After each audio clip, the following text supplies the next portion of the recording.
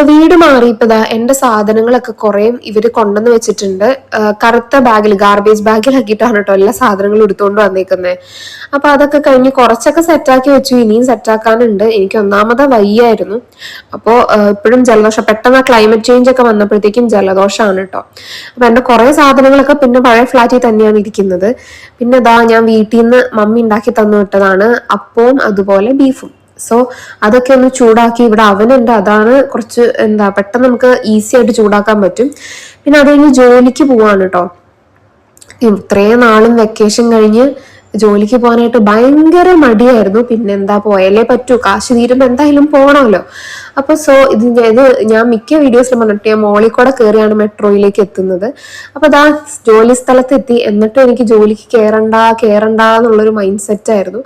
പക്ഷേ പിന്നെ കയറി. അപ്പൊ അത്രേ ഉള്ളൂ കേട്ടോ. ബൈ.